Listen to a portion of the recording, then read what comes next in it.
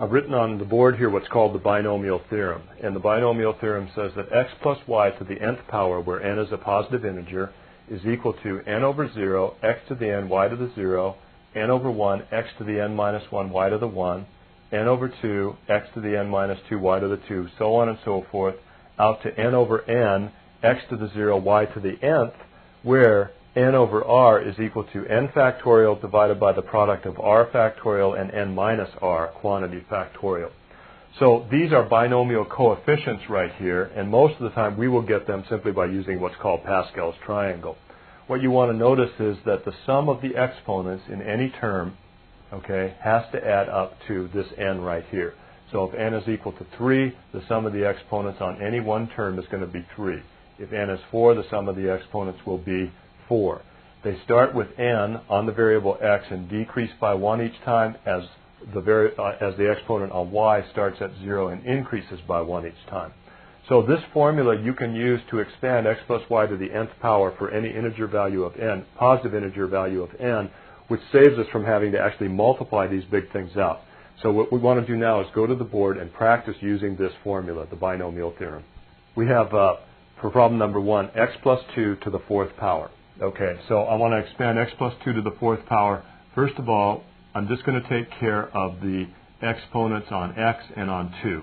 So I won't worry about the coefficients yet. There will be some number, x to the 4th times 2 to the 0, plus x to the 3rd times 2 to the 1, plus some number x to the 2nd times 2 to the 2nd, plus some number x to the 1st, 2 to the 3rd, plus some number x to the 0 times 2 to the 4th. So you can see that the exponent on x starts at 4 and decreases by 1 each time till I get down to 0. Likewise, the exponent on 2 starts at 0 and increases by 1 each time till it ends with 4. And the sum of the exponents on any one term is equal to this exponent 4. Now, the only thing I have left to do is to fill in these coefficients, and I'm going to do that by using what's called Pascal's triangle. Now, you can see Pascal's triangle in the book. It always starts with a 1. In each row, the first number is a 1. This third row is 1, 2, 1. The next row is 1, and then I add these two numbers to get this number, add these two numbers to get this number, and end with a 1. Start with a 1, add these two to get this number, add these two to get this one, add these two to get this one, and end with a 1. Now, this row has 1, 2, 3, 4, 5 numbers in it, and that's what I need here, 1, 2, 3, 4, 5 coefficients. So this row of Pascal's triangle always matches the coefficients in the expansion of x plus y or a plus b or any binomial to the 4th power. So I can always tell which row of Pascal's triangle I need by looking at the second element or the second number in the row. It matches the exponent on the expansion I'm looking at. So these are the coefficients in this expansion. I'm just going to put them in now. 1, 4, 6, 4, 1. And that's all it takes to expand x plus 2 to the 4th power. Now let's actually just write it out. 2 to the 0 is 1 times x to the 4th times 1. It's x to the 4th. 2 to the 1 is 2 times 4 is 8. X to the 3rd. 2 to the 2nd is 4 times 6 is 24. X to the 2nd. 2 to the 3rd is 8 times 4 is 32. X to the 1st. Plus x to the 0 is 1. 2 to the 4th power is 16. And so I end up with this result, which is the expansion of x plus 2 to the 4th power. And I did it without actually having to multiply it out. I'm just using this binomial expansion right here. I take care of the exponents on the variables first, then I fill in the coefficients using Pascal's triangle. Finally, I simplify, and this is the answer. Let's go to the board now and work another problem. Number 2, I have 4x minus 3y, that quantity, to the 3rd power. So I'm going to expand this. This is going to be some number times 4x to the 3rd power times negative 3y to the 0. So I'm not going to write that because I know that will be 1. Plus some other number, 4x to the 2nd power, negative 3y to the 1st power. Plus the coefficient, 4x to the 1st power, negative 3y to the 2nd power, plus the coefficient 4x to the 0 power, which is 1. I won't write that, so negative 3y to the third power. Okay, now for my coefficients, I use Pascal's triangle, and I'll go down to this row that has a 3 in this position right here. So it's 1, 3, 3, 1 for the coefficients in Pascal's triangle. Now let's just simplify. 4 to the third power, 4 times 4 is 16, times 4 is 64, x to the third power. Plus, well, now let's see, I'm going to have negative 3, 4 to the second, 4 times 4 is 16, 3 times 3 is 9, 9 times 16 comes out to be, let's see, 144, x to the second, y to the first, and then it's a negative sign, because I have negative 3 to the first power, which is negative 3, so that changes that to a negative sign. Let's see, negative 3 squared is 9, times 4 is 36, times 3 is, I worked this out ahead of time, 108, x to the first, y to the second, plus negative 3 to the third power is negative 27, and then I have y to the third power. So you can see the exponents on x start at 3. It goes x to the third, second, first, x to the 0. The exponents on y start with y to the 0, y to the 1, y to the 2, y to the 3, or the sum of the exponents on any one term have to add up to this 3.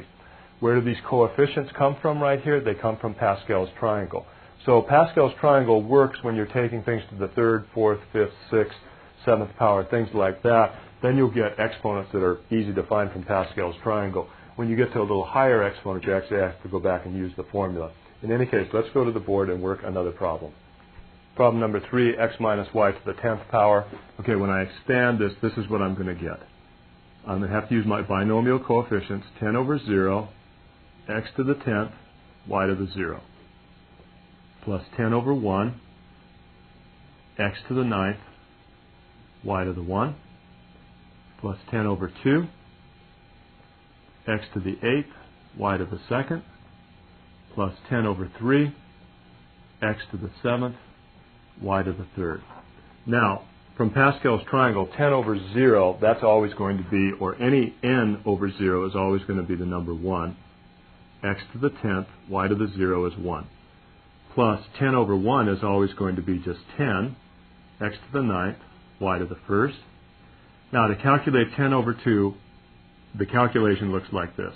10 factorial over 2 factorial times 8 factorial, but what really happens is this. It's 10 times 9 over 2 times 1, x to the 8th, y squared. Now, when I show you the next one, you'll see the pattern.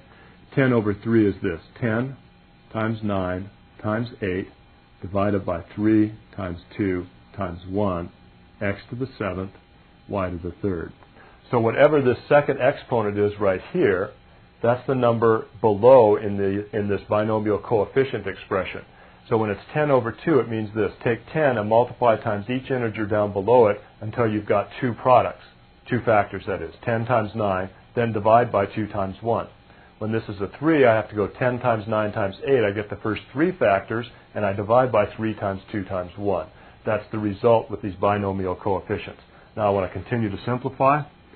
This is x to the 10th plus 10 x to the 9th y plus 10 times 9, that 2 divides into 10 5 times. 5 times 9 is 45, x to the 8th, y squared, plus 3 divides into 9 3 times, 2 divides into 8 4 times, 3 times 4 is 12, times 10 is 120, x to the 7th, y to the 3rd.